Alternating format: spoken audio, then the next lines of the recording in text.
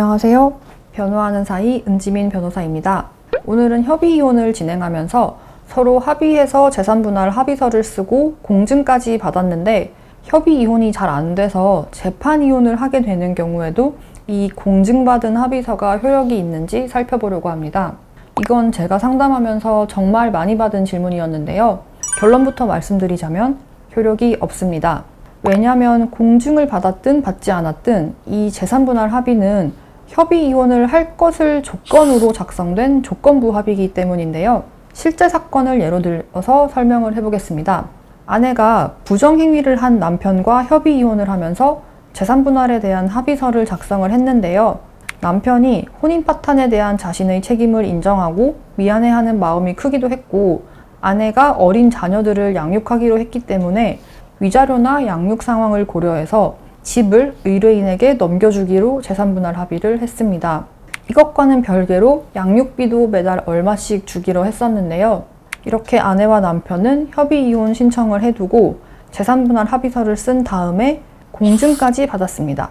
이 사건처럼 미성년 자녀가 있는 부부가 협의이혼을 할 때는 법원에서 숙려기간을 3개월 주는데요. 남편과 아내는 협의이혼 신청을 하고 숙려기간 3개월 후에 마지막으로 함께 법원에 출석해서 협의이혼 의사에 변함이 없다는 의사표시를 하기로 했습니다. 아내 입장에서는 재산분할 합의도 잘 했고 공증까지 받았으니까 편안한 마음으로 이 마지막 법원 출석하는 날을 기다렸는데요. 그런데 문제는 이 숙려기간 3개월 사이에 남편이 마음이 바뀌었습니다.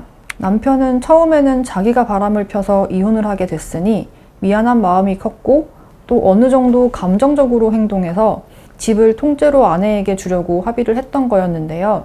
시간이 지나면서 이 미안한 마음도 좀 덜어지고 하다 보니까 아까웠던 거예요.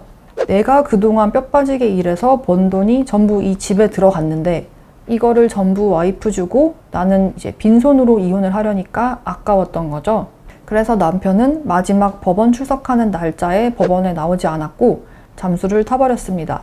결국 아내는 남편을 상대로 재판상 이혼을 청구하게 되었는데요.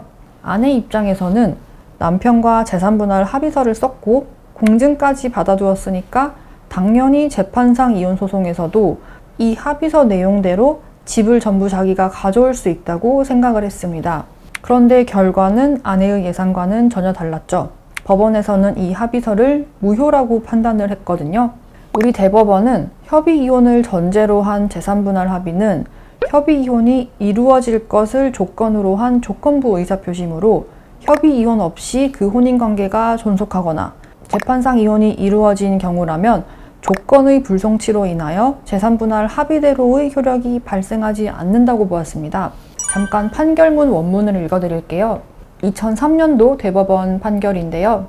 재산분할에 관한 협의는 혼인 중 당사자 쌍방의 협력으로 이룩한 재산의 분할에 관하여 이미 이혼을 마친 당사자 또는 아직 이혼하지 않은 당사자 사이에 행하여지는 협의를 가리키는 것인 바 그중 아직 이혼하지 않은 당사자가 장차 협의상 이혼을 할 것을 약정하면서 이를 전제로 하여 위 재산분할에 관한 합의를 하는 경우에 있어서는 특별한 사정이 없는 한 장차 당사자 사이에 협의상 이혼이 이루어질 것을 조건으로 하여 조건부 의사표시가 행하여지는 것이라 할 것이므로 그 협의 후 당사자가 약정한 대로 협의상 이혼이 이루어진 경우에 한하여 그 협의의 효력이 발생하는 것이지 어떠한 원인으로든지 협의상 이혼이 이루어지지 아니하고 혼인관계가 존속하게 되거나 당사자 일방이 제기한 이혼 청구의 소에 의하여 재판상 이혼이나 화해, 조정이 이루어진 경우에는 위 협의는 조건의 불성취로 인하여 효력이 발생하지 않는다고 보아야 할 것이다. 즉, 재산분할 합의 자체가 협의이혼을 할 경우에만 효력이 발생하기 때문에 합의서를 다 써놓고 마음이 바뀌어서 다시 잘 살아보기로 한 경우에는 당연히 재산분할 합의서가 효력이 없고 협의이혼이 아니라 재판이혼을 하는 경우에도 당연히 재산분할 합의서가 효력이 없다는 말입니다. 조정이나 화해로 이혼하는 경우에도 마찬가지로 효력이 없는데요. 오직 협의이혼을 하는 경우에만 합의서대로 재산분할을 할 수 있다는 거죠. 그래서 아무리 재산분할 합의서를 쓰고 인감 도장을 찍고 공증사무소 가서 공증을 받고 해도 이 재판 이혼을 하게 되면 이 합의서는 휴지 조각이 됩니다. 법원에서도 이 합의서를 무시하고 재산 형성에 대한 기여도를 다 따져서 재산 분할을 새로 법대로 하게 되는 거죠. 이 합의서를 완전히 무시하는 것까지는 아닌데요. 어쨌든 당사자들 사이에 이렇게 재산 분할을 하기로 한 합의가 있었다는 것은 사실이니까 법원에서도 참고를 하기는 하지만 결과에 유의미한 영향을 주는 것 같지는 않습니다. 만약 이 재산 분할 합의서에 따라서 이미 재산 분할을 했어도 부동산 명의 이전 같은 거를 다 했어도 소용이 없습니다. 어차피 부부 공동 재산이기 때문에 합의서에 따라서 명의를 넘겼어도 재판상 이혼해서 전부 다시 재산 분할을 해야 하는 거죠. 이렇게 협의 이혼을 하는 단계에서 작성한 재산 분할 합의는 협의 이혼이 파토가 나면 무효가 되기 때문에 합의서를 썼고 공증을 받았다고 해서 안심해서는 안 됩니다. 실제로 상담 오시는 분들 중에는 협의 이혼 단계에서 재산 분할 합의서를 썼는데 마지막에 배우자가 변심해서 결국 재판상 이혼을 하면서 재산 분할을 처음부터 전부 다시 하게 되는 경우가 많았습니다. 당사자 사이에 서로 협조가 잘 되면 협의 이혼이 가장 빠르고 간편한 절차인 것은 맞는데요. 이렇게 마지막으로 법원에 출석하기 전에는 언제든지 일방이 마음대로 협의를 엎을 수 있기 때문에 조심하셔야 됩니다.